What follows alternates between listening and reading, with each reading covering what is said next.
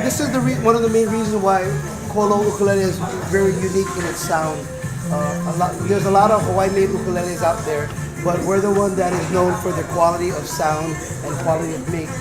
And because of this Unibrace, I was sharing earlier, as he was saying, is part of that reason of having that sound is because normally we have a process of normal building called kerfing, which is a piece of wood that would line the bottom of the ukulele or the top of the guitar or any type of string instrument.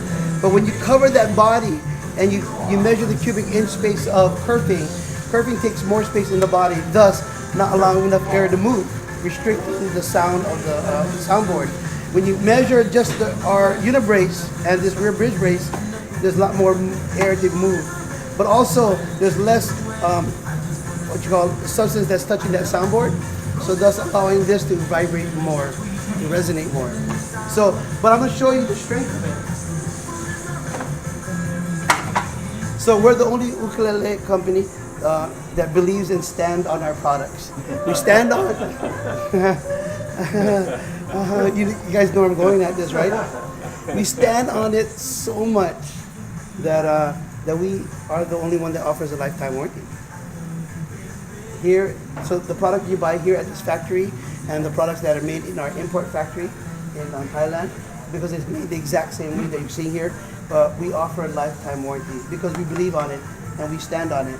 And we literally are going to stand on it.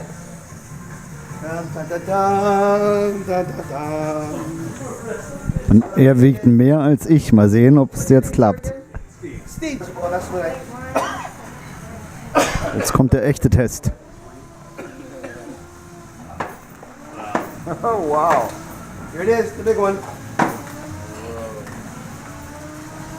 That's why I can tell you with all my heart that we built the finest made ukulele in the world, very strong. When Pops was deciding and figuring out how to make ukulele, how to build them, he realized as through the research that one of the hardest things to do, that's a bottleneck in building, because he wanted not just to build one or two ukulele, he wanted to make high quality ukulele in mass production. So here in this facility, I said earlier, it takes about 8 days to build an ukulele.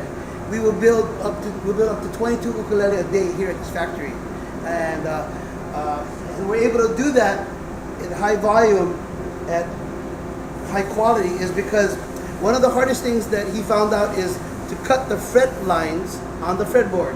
You got to cut it perfectly deep, perfectly straight, because if it's not, when we add the fret wire, the intonation is bad. It's done. So generally, the old way would be take a jeweler saw similar to this or a fret wire saw and maybe get a jig, measure the lines out, and then you would cut it painstakingly one by one. And maybe in an 8-hour day you can get maybe a couple dozen done. Out of that couple dozen, you probably get a quarter of them not so good that you probably toss out. So those numbers weren't good enough for Pops. So what Pops did, he created this. This is second generation, and in the second generation we have two models. We have two. We have one here and in our Thailand factory, right? So this one here, don't mind my voice is going.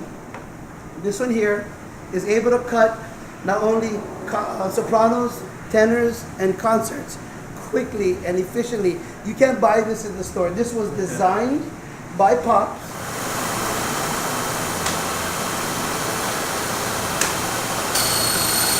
That's it. Oh, crazy. The depth is perfect. It is straight every time. Wow. Look at the depth of the cut. Because a fret wire is like a T. So you have to cut it deep enough so it doesn't hang. So what this person has to do here is he has to make up to 22, right? Assemble 22 ukulele and assemble these three parts together and get them fit and finished, ready to be sprayed. So I had him count on average how many things he has to do on one ukulele. 40 was the average. He has to do 40 separate things. Wow. So, you know, one would be one glue, two glue, then now 3, 4. So I'm gonna show you.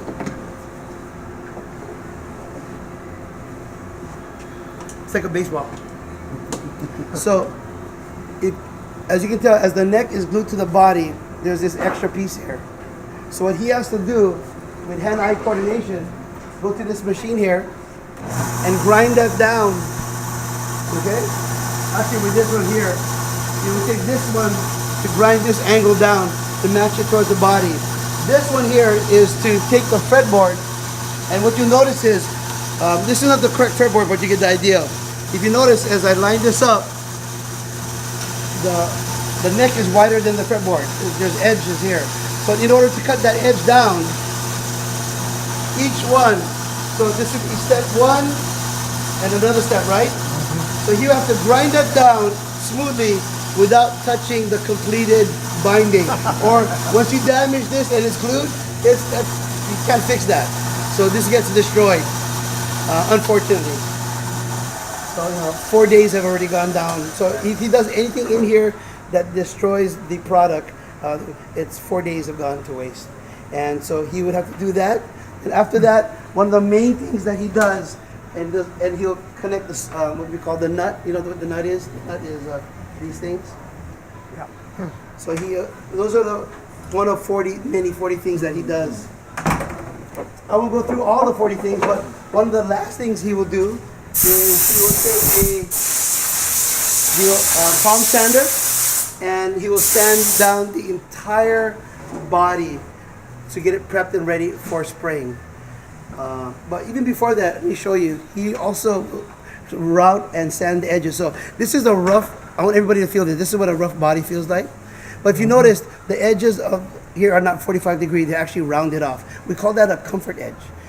Not many ukulele makers will do that. In fact, I think we're one of the only ones in production will do a comfort edge.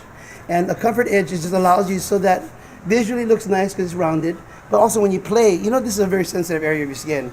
Give me your hand, I'll whack it and see how sensitive it is. So, but when you're playing, you don't get that mark here. And so this gives you, so instead of just comfort edge on this one, we just decide to do all areas. And so I know it's a little rough, so everybody feel it. Watch your fingers. So the reason why I want you to feel is because we're going to see a finished version and you're going to see how much sanding it took to get that thing ready to go. So, okay, you guys ready?